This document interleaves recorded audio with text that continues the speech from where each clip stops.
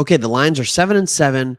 We have a chance to go above 500. And honest to goodness, I think we're doing a pretty good job of really gaining momentum here. But going into the game against the Carolina Panthers, we have two injuries that I have seen. One of them, I believe, is serious and could be a problem for us. And the other one, I am not worried about. So let's start with the one that is serious and I think is a crucial injury, thus the title.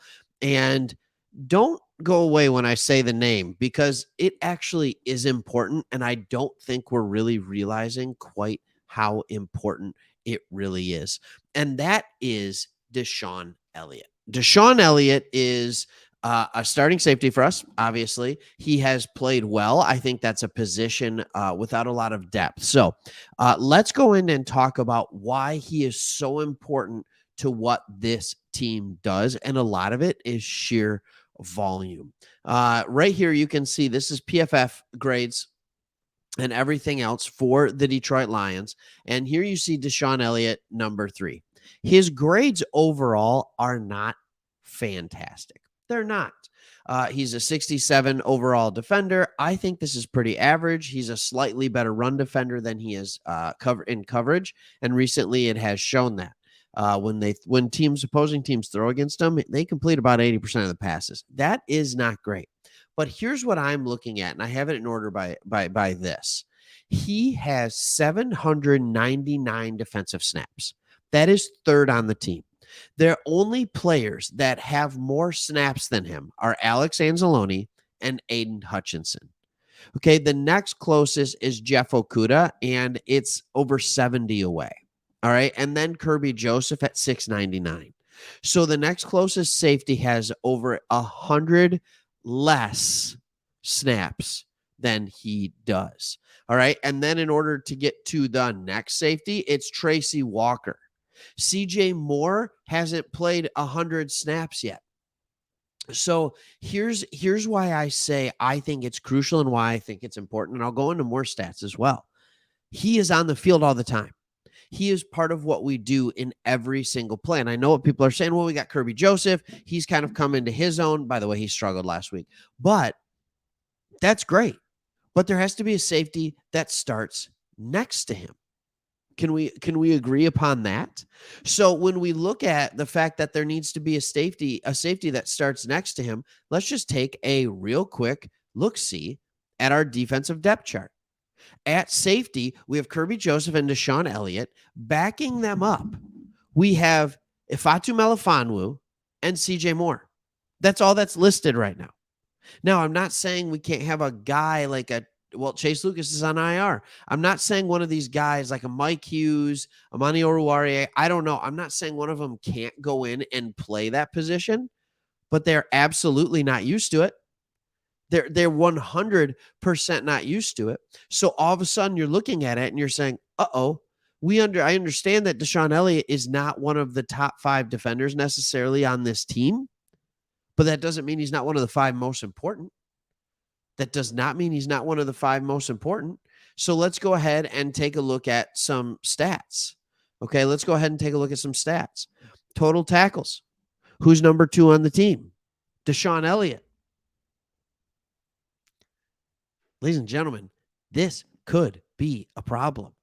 I think at the end of the game against the New York Jets, when he went out with the shoulder injury, I think you saw how bad this pass defense started to struggle. We got pressure on the quarterback, but we gave up a large amount of long pass plays. Safety territory. Okay. And I'm just worried. I'm not necessarily worried so much about CJ Moore in the coverage side of things. It's more, does it limit what the defense can do? Because now you have CJ Moore and you have a rookie out there, and Aaron Glenn relies heavily on his defensive backfield to do what he needs the defense to do. Some defensive coordinators like to rely on linebackers. Some rely on the defensive line. He is a former DB, and that's where he likes the defense to start. So will he be limited in what he can call? Now, there is a silver lining in this, and that is that the Carolina Panthers are a very much run-heavy team.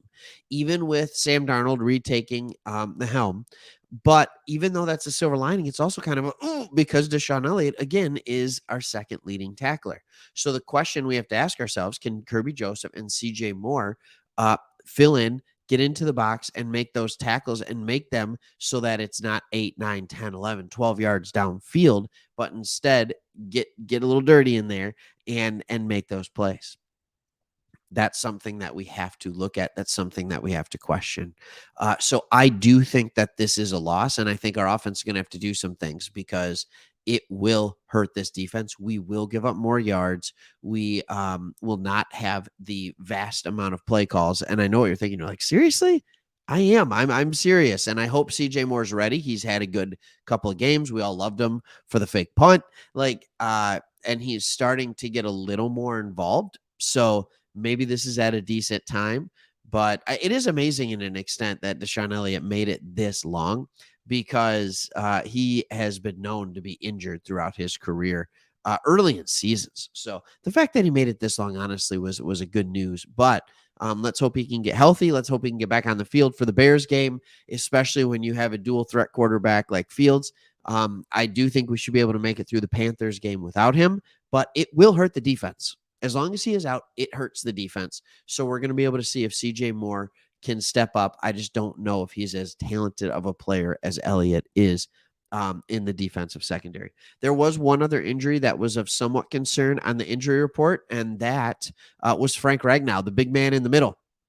That's where Carolina is strongest on the defense, or at least their best player is right up the middle. So we need Frank to be healthy.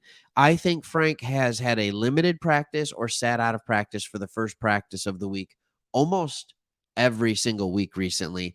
He's been dealing with the foot. Who knows what it is? It could be foot. It could be toe. It could be, who knows? There's always something going on with one of Big Frank's feet. So I'm not as concerned about that simply because I think he's still going to play, and I think he's still going to play effectively. It does become a concern if for some reason he can't play or he aggravates it in the game, because then Evan Brown will have to move over to center, and then we are left with our turnstile at the right guard named Logan Stenberg. So that could be a pretty brutal hit, obviously, to the offense.